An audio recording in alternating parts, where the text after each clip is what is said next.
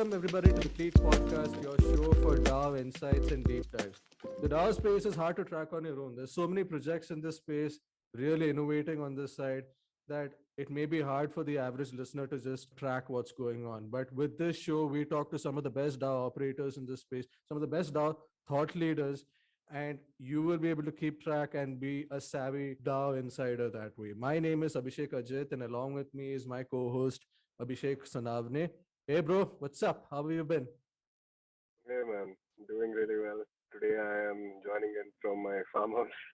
So it's a setting that I'm not very used to, but yeah, really enjoying having this conversation and really looking forward to this. I read the brief. I really like what we are going to discuss, and yeah, really looking forward to it.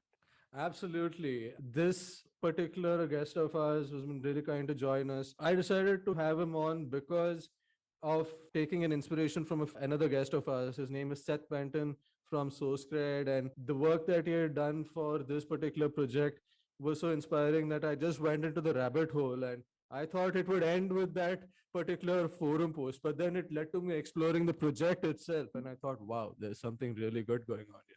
And then I said I had to speak to the people who were running this thing, and this particular guest was kind enough to come on. We have with us Eugene Leventhal, who was formerly head of operations, and now I think we're leaking this alpha out. He's the executive director for Smart Contract Research Forum, which is, I think they're trying to do a lot of things, but at the heart of it, they want to be the research network, a decentralized research hub for everything that is Web3 and the broader Web2 ecosystem down the road. It's been a pleasure having you on for this one, Eugene. How are you doing? And congrats on the promotion, by the way. Yeah, thank you, Abhishek. I appreciate it. Yeah, depending on when I think this is coming out after the official transition date. But yeah, as of October 31st, 2022, I'm officially stepping up as the executive director. And Rich Brown, who I've been working very closely with in terms of building out the organization. And Rich used to be the head of community at MakerDAO before joining SCRF. He's transitioning to an advisory role. And yeah, we have a wonderful team of other folks. We have roughly 4 or 5 other folks on our team, more on the full-time side, and roughly another dozen to 15 or so part-time contributors as well. Absolutely, man. And having listened to your podcast before prepping for this show, I have no doubts that you will do a great job personally. I think you have a lot of insights, and the way you take care of the community over the calls also is pretty neat to see. Although I haven't had the opportunity to like really participate in how you guys function as a team, but I am pretty confident by the way things will go. Um, what is your story though, Eugene? How did you get into the whole SCRF thing, and what was your life before you got into SCRF? What are the inspirations in your Yeah. experiences that made you think, yes, CRF is a way to go?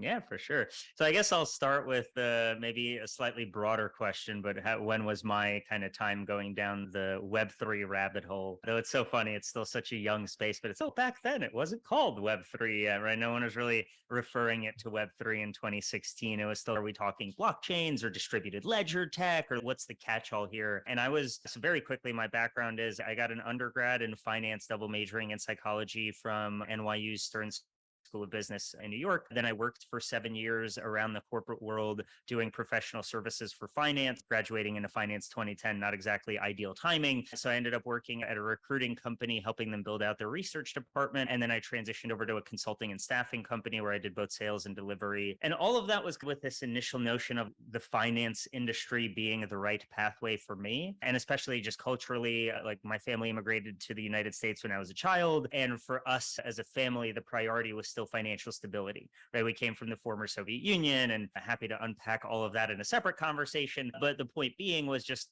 culturally and generationally, we had never had stability in that kind of way. So my family's priority getting here was like, you just need to get a job that will pay you and will not disappear. And that way you can get a family and a stable life and all that fun stuff. And yeah, anyway, I don't want to go too off into the personal journey and the family stuff, whatever. Long story short, so I spent 7 years in finance, realized it really was not my cup of tea, just very unfulfilling. At the end of the day, it felt like I was just making rich people richer by moving money around in some way, shape, or form, and it just wasn't fulfilling. And so I chose to go to grad school. I went to Carnegie Mellon's a public policy degree within their Heinz College. I convinced the university to hire me after because I still wasn't really sure of what do I actually want to do. I knew I was fascinated with Web3. I knew Web3 governance specifically was the most intriguing topic to me personally, but I still couldn't see a very approachable way for me to go do it. I started applying to grants programs and to governance research and things like that. But the problem for me is that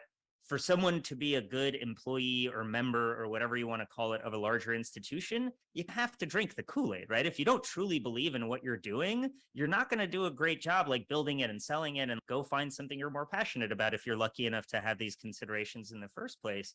So for me, it was still like, did I want to go to a single ecosystem and inevitably have to drink that Kool-Aid when it's so early days in this space?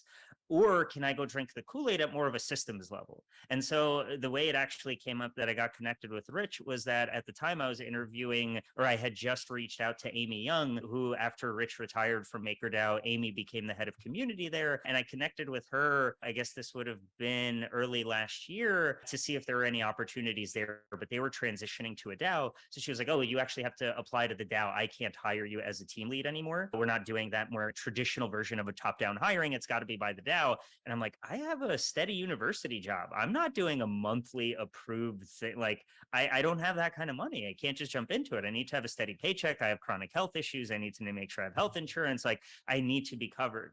And when I ended up through that, she's, hey, so yeah, you're going to have to apply through the DAO. And I know that's not your cup of tea, but why don't you talk to my former colleague, Rich? He's working on a cool new project. And that was when I first came across SCRF. And as mentioned, I was working at Carnegie Mellon at the time. So I was already thinking a lot about academia and how does this actually get built into the world. And SCRF's whole mission is build more bridges between the world of theory and the world of application, or academia and industry, or however you want to break down that dichotomy. But pretty much, how do we get more knowledge facilitation so that there's more useful output in the space? And it just seemed like the perfect culmination of my weird career journey where I've worked in for-profit, nonprofit, government, and like all over the place. But it all made sense once I started working on SCRF, and I saw how these things actually are really helpful, especially now that we have to start more fundraising and building beyond our initial funding founder. No, that's a crazy journey, man, by the way. It's a very Steve Jobs say to connect the dots in the past to be able to achieve something in the future. I'm like butchering that, but you get the gist. It's that you've worked in so many different sectors. You worked for the educational with Carnegie Mellon, you've worked with the profit sector, and all of that experience is just coming together for this completely new tier of tech, frontier of work, which is what SCRF is all about. And it's pretty fascinating to see how you just kind of stumble your way into connecting with Rich over at Maker. So for people who are unaware of what SCRF is all about, I know I might have butchered that intro also, but let's not get in there. What exactly is SCRF all about for listeners who don't know what it is? Yeah, so SCRF, which is our preferred name, the full name is Smart Contract Research Forum. So SCRF is, right, our short kind of direct mission statement is our goal is to advance Web3 by connecting more folks in industry and academia and creating more of that knowledge facilitation and a bias for action, right? So it's sure, whatever that sounds great at a high level, like what the heck does that actually mean? So our starting point was thinking about research discoverability, right? And I know Rich and I had similar journeys when we were separately getting into the space in 2016, but it was the idea of you'd go to a room full of people talking about DAOs and governance, and you're like, hey, so we're talking about co-ops with this new blockchain thing, right? And everyone would look around and be like, it's a co-op. What is this co-op thing? And that's a bad gap in knowledge. That's not great if people building the digital versions of co-ops that they don't even know what their predecessors were like. A lot of these things inevitably happen. And it's not due to anything other than a lot of the enthusiasm and the people who are realistically building the space are insanely smart young people who just haven't had the chance to be through multiple rounds of new tech innovation. And right, none of us were part of the .com, or not none of us. There are some folks who were, right? The average builder in Web3, they weren't part of .com. They might not have even fully realized the growth of social media as it was coming up. Like, it's such a young and nascent space that I hope folks never take any of the things that I'm saying along these lines as like individually critically. It's just that we all have our own journeys and we all have gaps in knowledge. We're human. None of us have perfect knowledge. So in light of that, we got to start thinking, how do we start filling those gaps of missing knowledge? And I really like this metaphor. We are the foam that fills in all of the gaps to maximize intellectual connectivity and conductivity in the space, right? So it's not as though we have a clear-cut goal of we want to see more cryptographers in the world, or we want to see 10 more ZK-based solutions by end of next year. Our very vague goal is, how do we make the space better? And that's not a straightforward mission. That's not a straightforward problem. And so I, especially now that we're starting funding discussions, there are some people who are like, what's the one thing that you're solving? What's the one thing that you're best at? I'm like, we're really good at building a system that is usually too big of a problem for people to take on, because you can't monetize the system directly. You can monetize nooks and crannies around the system, right? If we create the best global network of PhDs in cryptography, sure, someone who's trying to build cryptography products can find ways to work with those folks to monetize it. But we very deeply believe that creating a core of public goods at the center of Web3, not just Ethereum ecosystem, not just Solana or Algorand, but like truly at the center of all of Web3 that brings together across communities and across ecosystems, that could actually create this kind of space where a lot of amazing ideas will emerge from. And that's really what we're trying to get into. And I'll just quickly plug a book that I very much love, but David Ehrlichman's Impact Networks. David's in the space as well, so I don't know if y'all have talked to him before or interacted, but his book is fantastic. And just thinking for us, as we were thinking through and growing, the frame of impact networks was very helpful in recognizing the different structures of what the groups we bring together might want to do. Some of them want to learn stuff together. Some of them want to build and do stuff together. Some of them want to just share across all the other networks. And it's been very helpful in terms of us just thinking it through. Crazy. Yeah. The way in which you envision SCRF as being this impact network. By the way, we had David Ehrlichman on the show. Fantastic. Awesome. A crazy amount of insights. And SCRF, the way I see it, is this research hub where you haven't gotten to facilitating primary research, by the way, but what happens after that research is done? How do you facilitate the whole funding for that primary research? How do you ensure that there is a community revolving around that research piece? How do you ensure that that information reaches the right stakeholders? How is that marketed properly? And how do you ensure that that entire research pipeline, besides handling primary research per se, it's what you guys are trying to build out a network for by connecting universities, you want to connect grants programs, you want to connect all these stakeholders and create a broad system that way. Did I get that right? Yes. I think at a high level, definitely. And I think that from our perspective, we're actively thinking about, right, I didn't realize this until I actually spent much more time in academia, especially working with academics. And I was debating doing a PhD and I decided against it. But I didn't realize how much time was actually spent by researchers fundraising. I didn't realize how much time from your average, for folks who are trying to get into research and want to play in the space, your end goal is cranking out high quality PDFs. Right. And like that might be an overly reductive way to put down what the incentives of academia are. Right. But mention the words publish or perish to any academic who's trying to get into tenure, and they will explain to you that, hey, my incentives are I got to crank up my H index. I got to get high quality papers that reference other people and all these things. And that's how my career advances.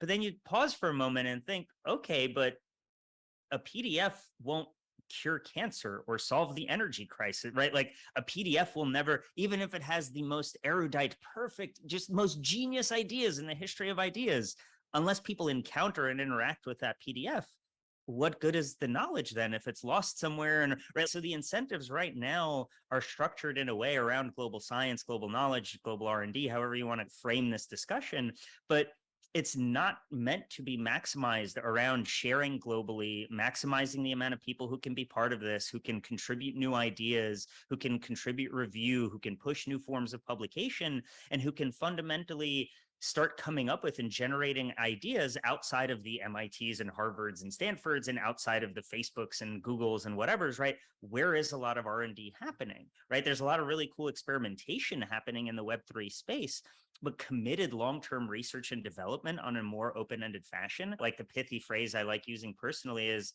where is there the Web3 Bell Labs? Who's even pretending to try to vaguely become one, right? Like, it's such a hard thing to build this massive interdisciplinary ecosystem with powerful and clear enough high level objectives, but no clarity of how we go from here to there. So to truly give people the end of, I know where I need to go, but it is up to me to be empowered to come up with how to get there. That's a really hard structure to build. And I know in chatting offline, we were chatting about some of the challenges around DAOs and distributed or decentralized governance in general. And I think that it was interesting when in 2016, and you would complain to people that like, hey, governance should be higher on your priority list. They were like, but we don't know the consensus yet. We don't know these core things. We're nowhere near proof of stake for Ethereum yet, and all these other things. And there was always excuses of like why that's a later problem. And then DeFi summer happened in 2020. And all of a sudden after that, what were tiny little projects that were building through a bear market became multi-billion-dollar organizations with multi-billion-dollar treasuries. And all of a sudden everyone realized, oh, we don't know how to manage this well. We don't know what governing this as an open community genuinely means. And that's where I'm really excited to see like Optimism's bicameral house, or like other groups that are like truly trying to do things that are not just, hey, you vote and snapshot, and not just a straightforward, overly simplified version of voting, because there does need to be so much more experimentation and exploration here. And SCRF really wants to try to find the people who want to experiment, help them find money, help write about what's happening, help share all of these stories. So it's meant to be this kind of engine that is just fueling and greasing the wheels of a lot of intellectual ideas that are coming up. And how do we push forward these ideas coming up, becoming discoverable, getting discussed, and then actually working with more folks to build around them? Before we get to what's the current state of that way, I think a good segue here would be to understand. And you mentioned that the whole research ecosystem, the way the incentives are aligned, the way the system, it's broken. It's about ensuring that your tenure is in place. It's ensuring that it meets the social standards. It's just become a rote thing rather than really bothering about the research. It's just a research factories now. It's not about solutions anymore with any of these things. How did we get to this point? How did we get to this point where it's just become centralized hubs that kind of provide this sort of research?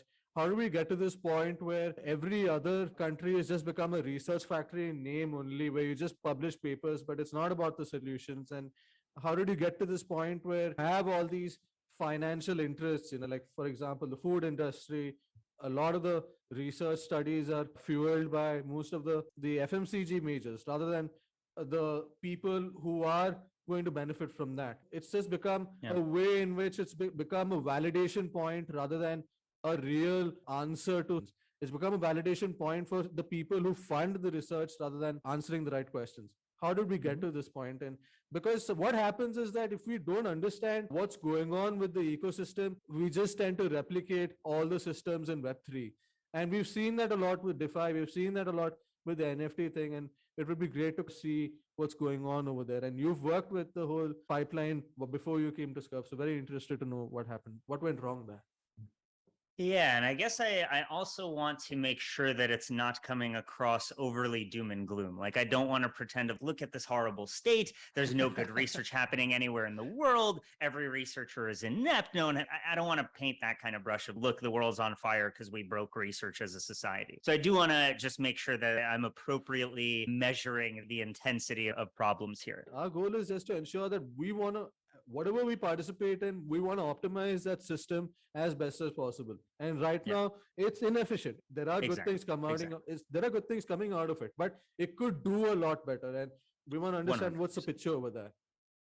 100%. Like, end of the day, if you really want to do like open-ended, the most intellectually free research that you want to do, you're probably still going to pursue a PhD and go that route. Like, there really isn't a better alternative yet. And that's part of the problem. Going to the other part of the question is, why aren't there alternatives? And what is the history that has led academia monopolizing this open-ended research? And I don't want to imply monopolizing, because I feel like that usually gives people the idea that there was like some executive sat in a chair somewhere who's, we are now going to monopolize. It played out for a variety of reasons that that are really big. And like at the end of the day, like I am not a science historian. So please take everything I'm saying here as like an enthusiast journey into trying to understand this problem landscape. There are a bunch of people who are science historians, tech historians. If you genuinely want to learn about this, go dig into their stuff. They spend their entire life on it, and they will give a million times better clarity here than I will. Nonetheless, the way I like to think about it, right, and it depends how far you want to zoom out, right? Are we going to like the 12,000 years ago as we were first getting settled agriculture? How did we seed? Let's not go too far, but at least like post World War II, let's take that grounding, right? So out of World War II, we can look at scientific development. Again, my personal view, this is not meant to be SCRF's view or like a stated scientific knowledge. My view of it is that there are two different dimensions, right? If we take a single, say, sphere of innovation, there was the sphere, the half of the sphere, and this is probably being overly generous, splitting it in half, but a portion of the sphere was dedicated out of necessity. And a portion of the sphere was dedicated out of interest and opportunity. And if you start thinking about who funded either one, you realize very quickly, and I didn't think to pull up any charts or anything like that ahead of time, sorry, but if you actually look at government research funding out of World War II, right? So you can't look at science and the way that it changed, at least in the US, but realistically globally since World War II, without learning about the Cold War and the realities of this is bananas for people to think in our generation. And I'm Russian by background, so like I was born in the Soviet Union. So it's a very interesting, like dichotomous view, right? But it's really hard to underestimate how like conceptually and spiritually evil everything communist and Soviet was at that point in time, right? Learn about the McCarthy trials if you haven't. Like it was really nuts what was going on with the 50s with views of this, right? So we're talking about Web3. What was one of the predecessors to Web3, right? Distributed databases, distributed computing.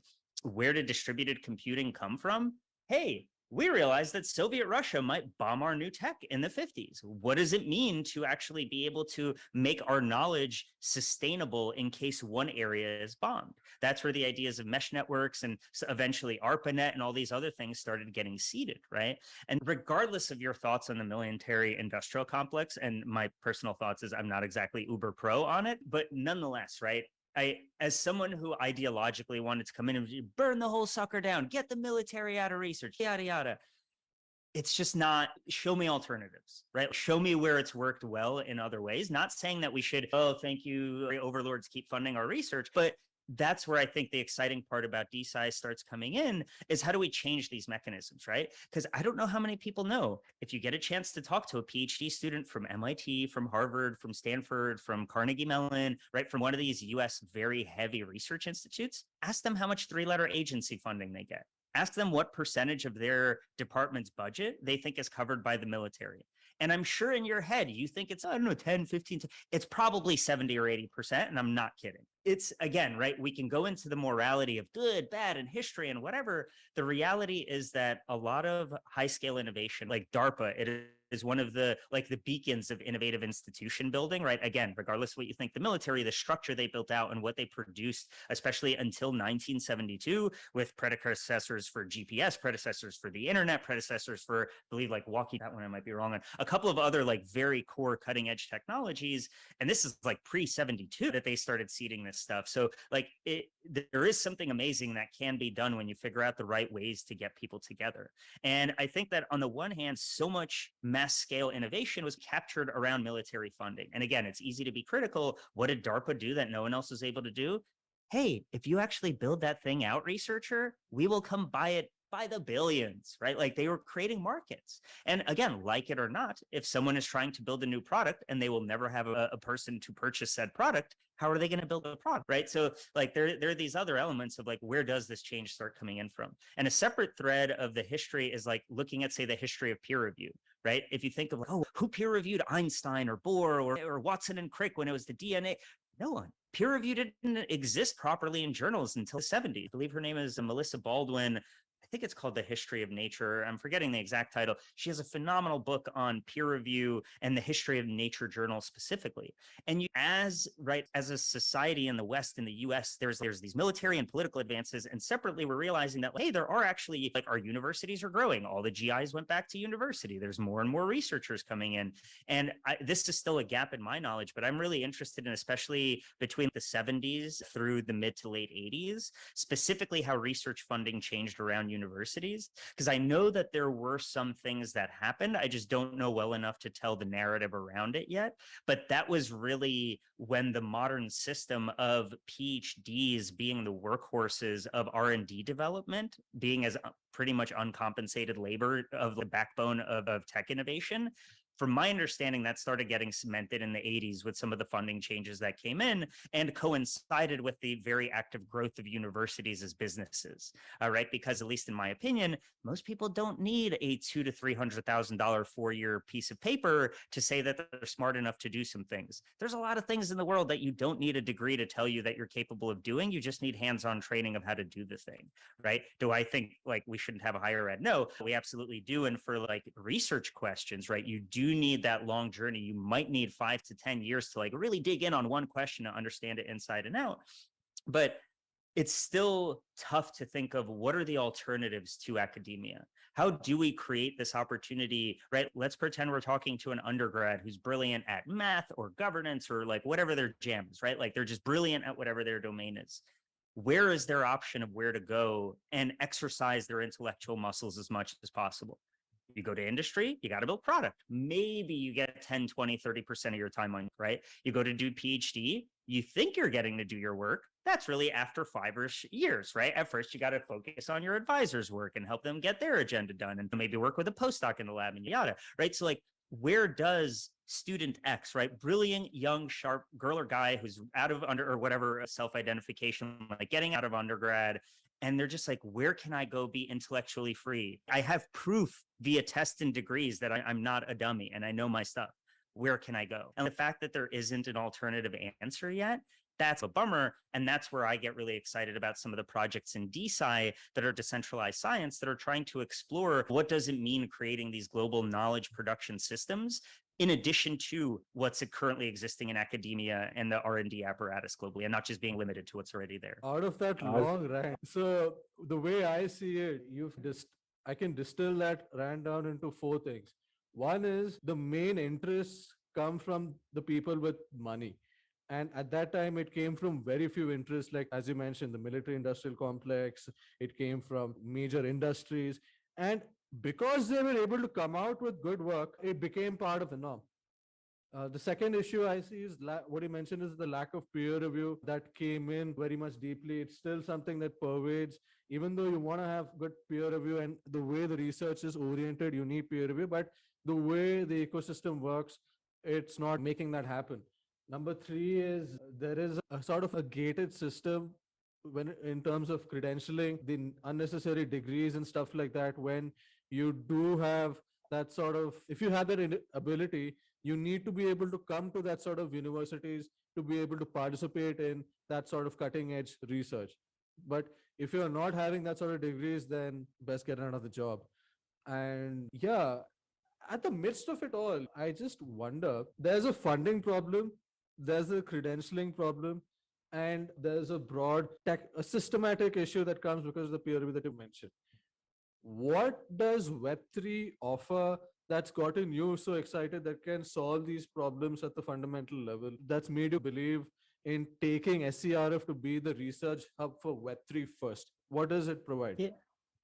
Yeah, I'm always the first to say, as much as I love this space and as much as I'm full-time in the space, I think somewhere between 99 and 99.9% of the space are absolute BS and wasting everyone's time. But I also think that about a lot of for-profit enterprise, just like you're just trying to make money, you're not actually meaningfully providing value for humanity. So where I do think reductively, the 2 buckets of, in my opinion, the biggest innovations of Web3 are ZK and privacy related and governance related. So I am not deep enough on the computer science side to give you any kind of really useful clarity on the ZK side. Happy to talk about it, but like I'm not a cryptographer or computer scientist, so much more constrained there. But nonetheless, on the governance side, it really, because this is a question that I've come across in like my own mental health journey and career journey. So from a very wide swath of perspectives. And it boils down to me that when we ask, how do we improve governance? We're effectively asking, how do we human better together? Right? Because we could say it's all about the decisions, or it's all about the coordination, or it's all about this and that. But at the end of the day, like, what does operationalizing good governance mean? It means you get a group of people who disagree with each other, respectfully disagree with each other, right? So it's not being like, you're an idiot and you're an idiot, no, you're an idiot, but it's all getting in, okay, Abhishek, I don't agree with the way you put that idea out there. And like, here's a write-up on how and why, and let's have an honest discussion about it. And I think it's this element where there's two interesting but competing forces. In my opinion, the core of Web3 is how do we better work together? The broader trend of technology is how do we automate away everything I don't like? And working together and humaning together is hard, and most people don't like it because sitting down with a person and recognizing their humanity and recognizing and being vulnerable and being like, hey, I messed up somewhere and I'm sorry. And you messed up somewhere and I hope you're sorry. And let's talk about it. Right. These are adult conversations that, let's be candid about it. Let's think of at least one phone call or text we're all currently ignoring responding to right now. Always emotional baggage around humans. It's what it means to work with humans. So I personally don't think like any of the real innovations of DAOs, I don't think they're going to be seen for a very long time because we are building a technology, assuming a personal level change at scale that we have no indication of it happening. Give me the evidence that humans are becoming, that they want more autonomy, that they want to have more participation, that they want more responsibility, right? If you, not asking people, not surveys, but if you actually look how people act. Right. And there is a lot of really interesting research, especially from UI UX and psychology and experimental psychology, that shows that there's a huge difference between what people think they want and where they're willing to put their energy, action, and money. Right. I still think that the core problem that Web3 is trying to solve, right, this is not a Web3 problem. It's helping people human better together.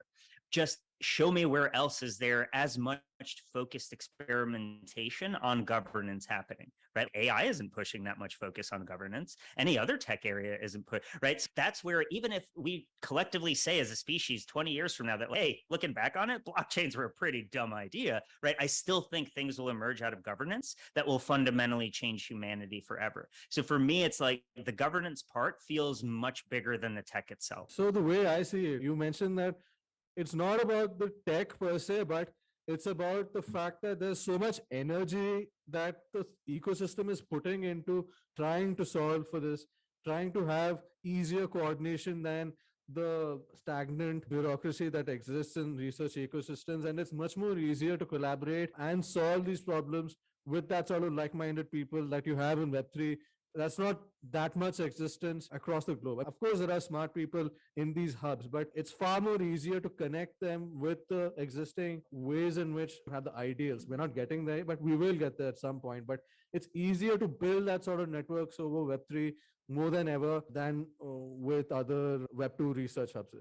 Have I got that right? Yeah, I guess I would slightly caveat. Yes, I see two elements to it. One is age and ideology, and the other one is also just like reality of accepting like the tool versus is tech something more than a tool discussion. So and yeah, I guess maybe going to the latter, I'll even drop this one quick article in chat here if you feel like sharing it later. But this is an article that I really wish every engineering computer scientist in the world would read.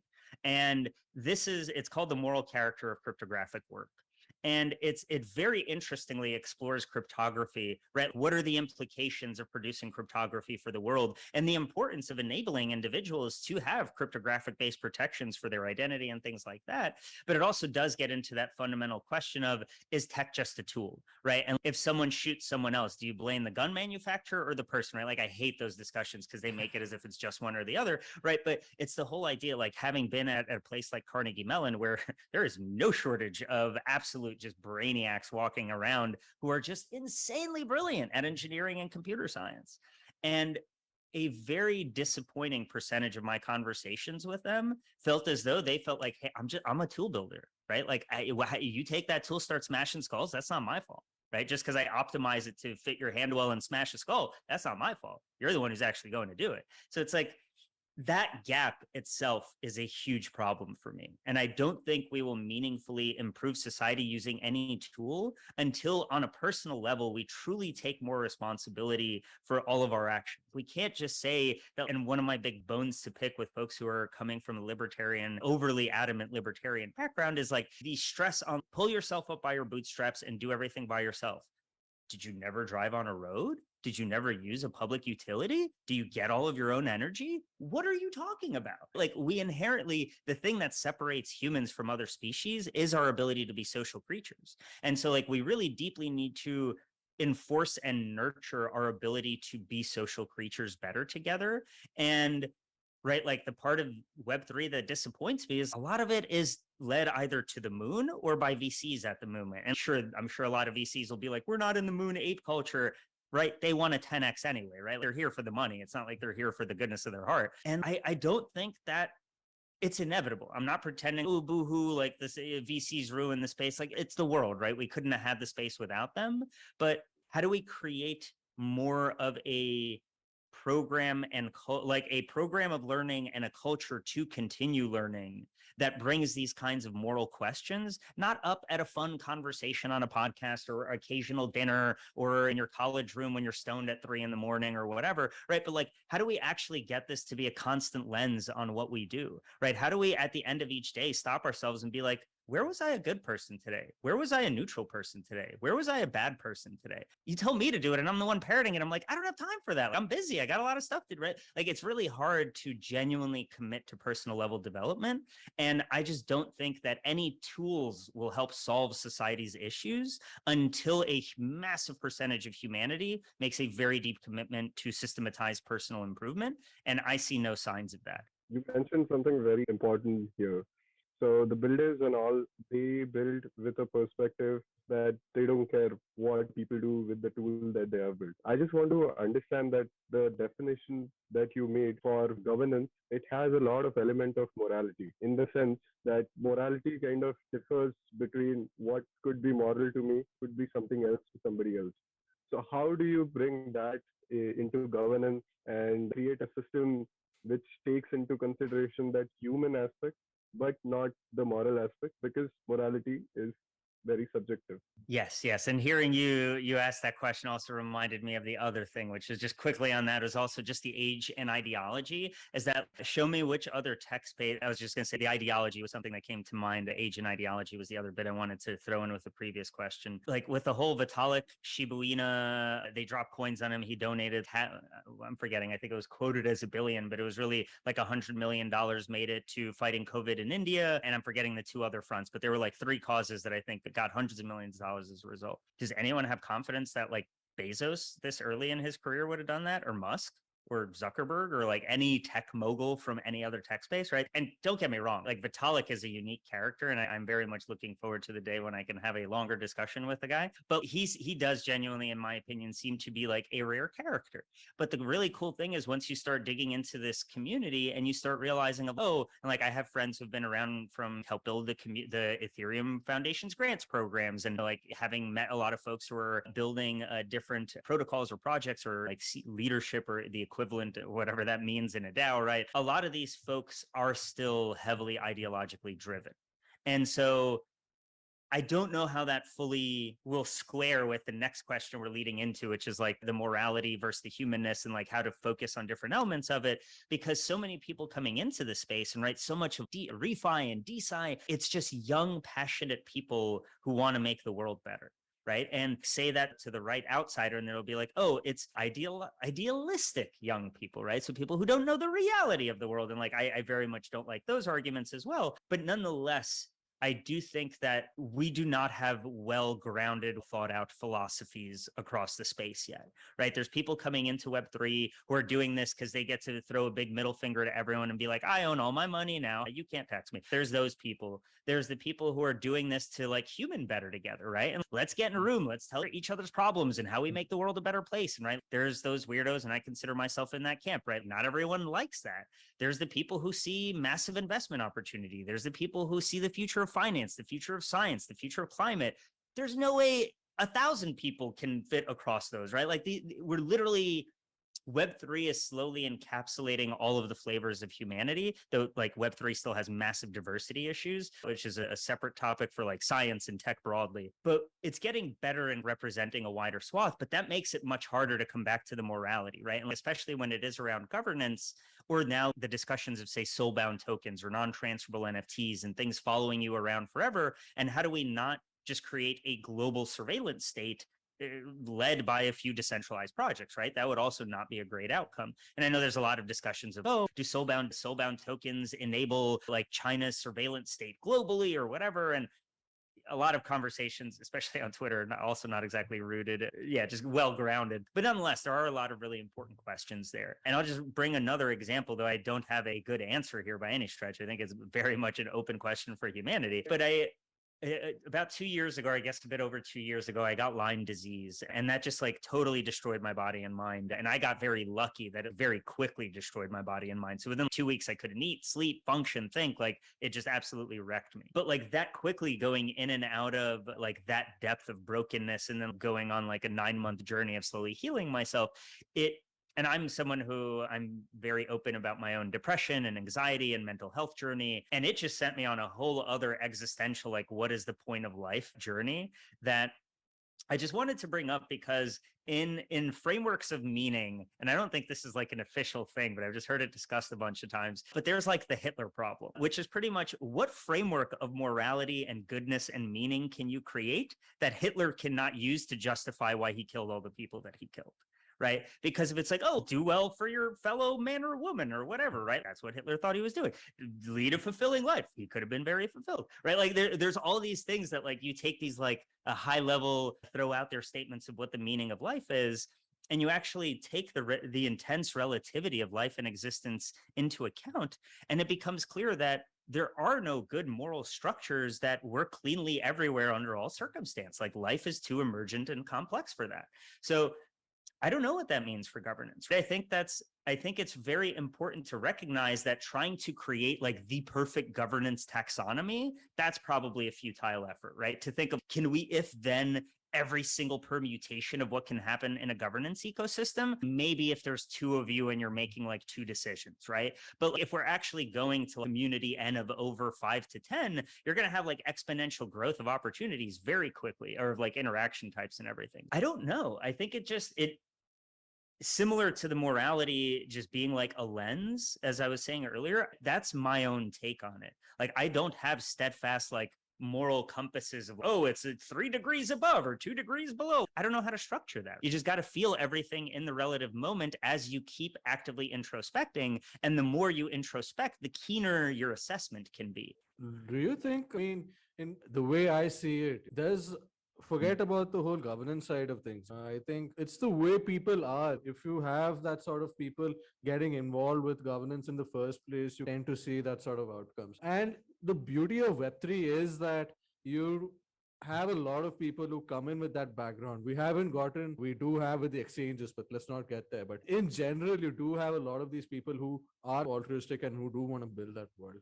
But you did mention a point that most of these people don't have that sort of backgrounds of knowledge. They just come in from their tech background, or they come in from their business side of the matter, and they decide that they want to shift how governance is done. And let's be frank, across different verticals, you've tried to see a lot of governance related experimentations pan out. And are we really taking the lessons out of what's happened in what's going on with nonprofits, what's going on with collectives, what's going on with the for-profits? Are we really taking those lessons and codifying it with the crypto, or are we just moving back to what was traditionally done, and are we going into that rut again? What are your thoughts?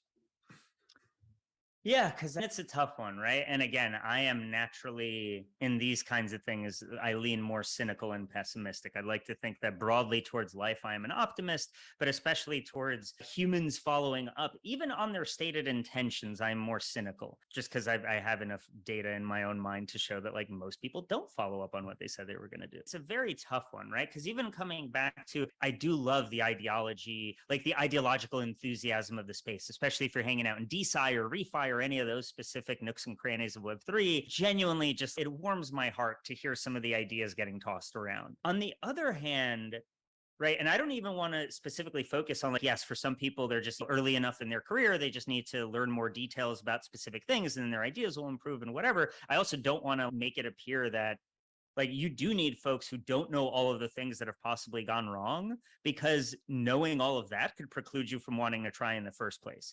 And if you think that sounds overly out there, DARPA specifically refuses to have institutional memory and document case studies of things, because if one of you worked on a project 5 to 10 years ago and it failed, and today I think it's worth bringing up again, they want me to try to bring it up again and prove why it can work now relative to the problems that existed in the past. But I will only find that out as I keep unearthing things. And then someone points out, oh, I think we had one of those a decade ago. Let's pull in that person. And then all of a sudden you realize why it didn't work. And maybe you can clear that hurdle. So the idea of, yeah, I just, again, like I like presenting the complexity in arguments. So not just being like, oh, young people don't know enough, go learn more, and then all these problems will get solved. I actually like the ideology is harder to get. I think it's much easier for someone to go learn stuff, quote unquote, and to not embody any of it. But to be deeply passionate is just something that is tough to maintain over time. So I just want to make sure none of what I'm saying is coming off as like overly critical of the passionate folks. But I guess where some of the challenges do start arising, especially for me around that, is when passion trumps data or passion trumps proof of evidence in other areas, and being like, oh, we should, right? Should can be one of the most dangerous languages in the English language, in my opinion. Something should be something else. As per whom? Who said so? Is it divine order? Does some godly figure tell us that is the natural state of things that we must strive towards? Or did you just decide that because that's what you want? And who the hell said you're the person picking stuff in the first place? That's where, as I've grown up, and I realize this is a tangential answer, but personally, it's very tied in. But that's where I'm 34 now. Growing up and through a lot of my life, my depression felt like a crutch and a disease and a problem. And now at 34, it feels part of my superpower, because part of what helps me be attuned to other people is how much time I've spent dealing with my own brain and insides and thinking in that kind of way. And being willing to take on lenses that truly try to pull you as the important part of the universe away from the center and more to the periphery, to say, what is actually at the core here? Why are we doing this? Are we doing this so that everyone can make it to the moon and ape into the moon and whatever? No, that's absolutely not why I hear anyone wanting to do this collectively, right? It's supposedly around solving incentive problems, about coordination problems, about making the world a better place. But then you look at some of the people who are no longer at that, ooh, I'm just getting started phase, but the, hey, I've built one or two successful crypto startups under my belt already, and no one knows this for sure, but realistically, I'm worth between a couple $1,000,000 and 150 or a couple $100,000,000, and no one knows exactly. Have we seen massive crypto-based donations? Like, you're telling me there's not a ton of crypto millionaires this year who didn't exist 5 years ago? How many of them actively donate versus hodl? How many wallets have actually built an integration so that I can easily drip money in my wallet into any nonprofit in the world via Giving Block? The fact that these things don't exist shows to me that there's that gap between stated ideology and truly how we want to spend our time and live our day to day, right? And the people who have the chance to be building these products, right? And it's not for good or bad or whatever. I'm not trying to make a moral judgment of this fact, right? Like, you look at VC pressures and other things and you see why it plays out this way. But I do think we are not pushing enough as we are building these Web3 tools and products to truly think, what does it genuinely mean to restructure a society? Because if we're, in my own opinion, again, for people who are saying they're like, ooh, launch this tool and in 2 years we're in this brand new reality, when has that ever worked? And sure, wars change things that quickly, and no one can predict how that one goes. And like, a lot of the time it ends up like historically with a lot of great people with their heads cut off or like dead somewhere in a field, right? I don't see why that's a potential good outcome here. So for me, it does just still feel as though people see, there's a lot of people who are using Web3 as like the exhaust outlet for their ideology. And then they're like, oh, dope, I'm in an industry where I can feel good about myself. That doesn't mean I need to like assess every single little tiny action that I do all the time because I've checked the high level box. And I would just strongly encourage people, and please, I try to do this myself all the time. And if you ever have feedback for me, please reach out to me and tell me. But like, we need to be our best like hypocrite bubble poppers, right? If we can't play that role for ourselves, who is going to play it? And again, that's where it's like the depressive angle is very important for me, because I like, that's a natural version of being like, and you suck, and let me tell you why internally, right? And that can be useful in a measured amount, right? Hearing that all the time is unhealthy, but having that frame of, what if I am the problem here? And let me take a step back and assume that I'm the problem. How would I go about things differently then? And like, those little thought exercises can give a lot of interesting perspectives. So how should people approach it then? If all these people, they do have this naive way of looking at how things should be studied, then what exactly, see, there is no, as you mentioned, the divine order of doing things right. But in your opinion, if you were handling all these experimentations, where should they go to for that sort of governance experimentations? You see that sort of whole, we need to have that sort of reference points, and there are so many. What exactly are those right counterpoints that they should look and study to make that governance matter? And do you want to have that sort of hubs with SCRF at some point? Yeah, so it started with the question with that dangerous word, should. In my opinion, right, again, this is just my opinion, and I clearly have a very specific angle towards this that I know usually does not sit well with people until I have a long enough conversation with them and they fully get what I'm going for. But yeah, I guess I'm not going to pretend to have any answers. I'm not going to pretend to know better than someone else, because that would entirely be hypocritical to the last thing I just said of pretending, oh, be afraid of people who pretend they know, and then just go off as if I know things, right? For me, it comes down to, and like this is very much like a non-tech specific question. It does come back to meaning in life and how we define like our guiding principles of existence. And the closer we can truly commit to long-term, consistent, uncomfortable personal development, the better are the tools that we build will be, the better the relationships we nourish will be. Like everything else will end up feeding from there. And yeah, I just think like it might be a weird answer or whatnot, but really needs to start on like the personal mental health level. And I think for anyone who's building or responsible for DAOs or Web3 orgs or anything like that, ask yourself the honest question of what am I doing to prevent hustle culture burnout for all of the people in my DAO, right? Because chances are, right, like SCRF is, we don't pretend to be a DAO. We very much are not a go to the moon place. We very actively moderate away any kind of pro-market, pro-price conversation. Like we try to be focused on the research. But still, right, some of us are workaholics. Like I'm a workaholic. Me putting in a lot of time can unintentionally send the message to everyone else at the organization of like, hey, you know what you should be doing? Putting in a lot of time. But like, how do you actually live the idea of, hey, first and foremost, we're here to accomplish a mission, but we are not here to break each other as human beings. We're here to grow in this process of creating this product. And right, like for leaders, that means taking more time to have one-on-ones with people in your ecosystem. But it's a thing we have to constantly commit to. Just like for anyone who's done like long-term physical activity, it's not like you woke up one day and you can climb the face of that cliff, or you could bench whatever you could bench, or you could sprint a mile in 3 minutes or whatever. Like no one was born to, maybe as little kids, but especially as adults, we don't naturally do that. That takes time and effort. So I would really encourage that, like, for all of the passion and energy we are all driving towards Web3, can we even do a minuscule fraction of that to make sure the people who are actually building these things are supporting each other? Because the amount of conversations that I've had, and this is just like a candid bit of, if you're trying to network into the space and build your relationships and whatever, the amount of times I've had relatively senior people in the space just be like, thank you for just having a chat with me and not asking me about like where you can get money or solve a problem, or thanks for just checking in on me. Like that doesn't happen enough. So I think that, and there are some DAOs that are like really focused on the mental health, and there are some groups that especially focus on like diversity or mental health. And I think they are creating interesting models for the rest of the space potentially. But at the end of the day, you got to critically ask of like, how am I the problem? Not if, but how am I, right? Assume that you are and find enough evidence to give you a thought in the other direction.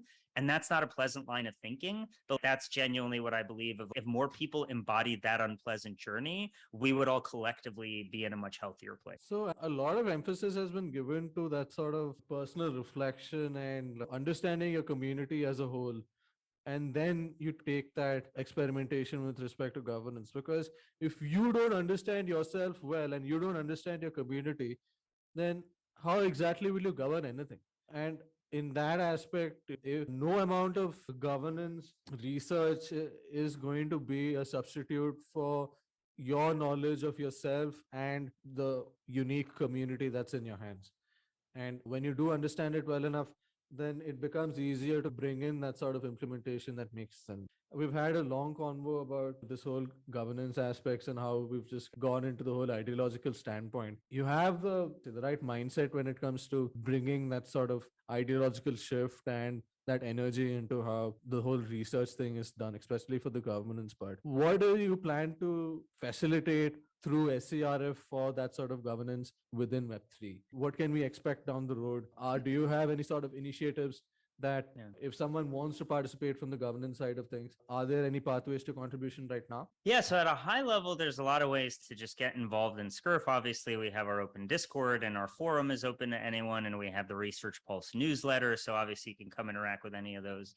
On governance research specific, so the way SCRF is thinking about it, we're trying to be the sort of the place for interdisciplinary Web3 research conversation, right? So whether you're a governance person or a cryptography person or scaling or security or whatever, we're a welcome home or a welcome third space alternative to home and work that you could come spend your time in to intellectually grow. In addition to that, though, for say governance specifically, we're actively collaborating with MetaGov and with the DAO Research Collective to think about how do we actually best build this kind of network of active groups trying to either get more cryptographer or more governance people together or coordinate like the open problems in DAO science, which is through the collaboration between our three organizations. We actually have a list on that, and I can drop that doc for you in case you haven't seen it. But yeah, and produce these kinds of things. So basically, if you are interested in doing governance specific things, I guess it really does depend from which direction you're thinking, but pretty much DAOs are mostly open. Go get some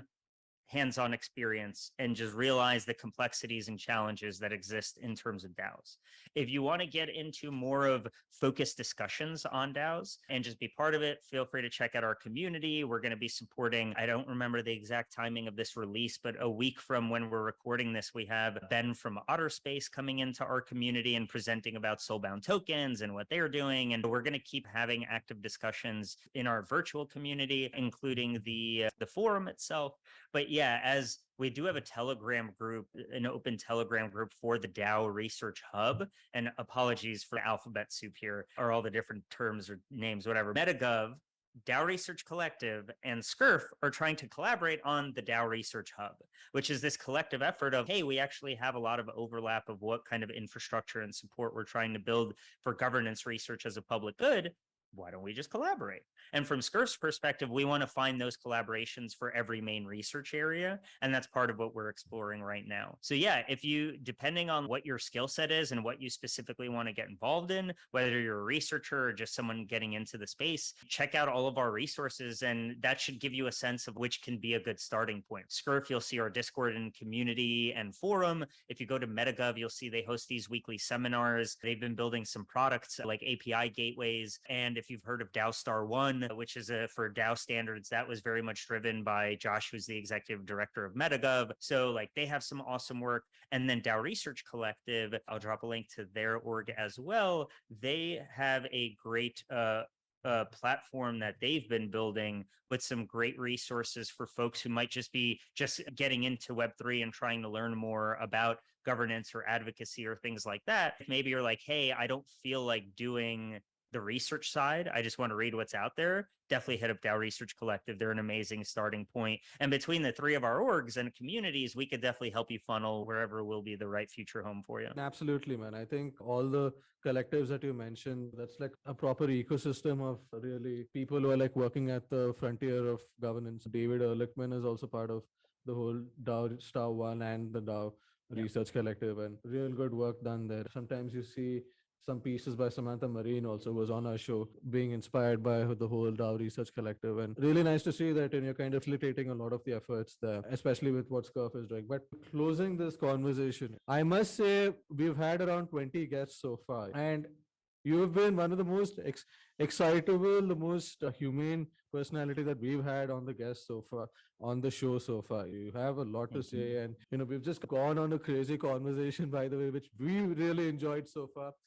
Where can people follow you to listen to more of your insights that way? And yeah, follow me on Twitter. I'm at bbeats1. Sorry, holdover from my music blogging days that I never changed. But yeah, I guess follow me on Twitter. I'm very bad at putting stuff out there. Come hang out at SCRF. I still probably host like every other I guess, every other to 2/3 of the community calls that we run still. Our podcast features me as a host. As I actually get more time next year, I want to revisit some of my personal podcasts because I do have 2 personal podcasts that are technically on hold, I still hope. But History of Drugs in Society, if you want to learn more about drug markets, crime markets internationally, and actually taking a governance lens and thinking about governance within illicit organized crime is fascinating as well. And then the other podcast I did is called On Meaning, which is much more of a journey of exploration of meaning frameworks and things like that. Yeah, reach out if you're genuinely into anything that I'm saying and want to help me do more podcasts or whatever stuff. Like, reach out. I always love working with people. I'm much better at collaborating. I get bored of like personal media projects by myself. Yeah, if you want to work on some stuff, let me know. Always excited to hear new ideas and everything. Man, I think that's a lot of work. I think along with the journey side of things and the SCRF thing, I think you should set up a podcast on time management. At least you'll have a listener in me.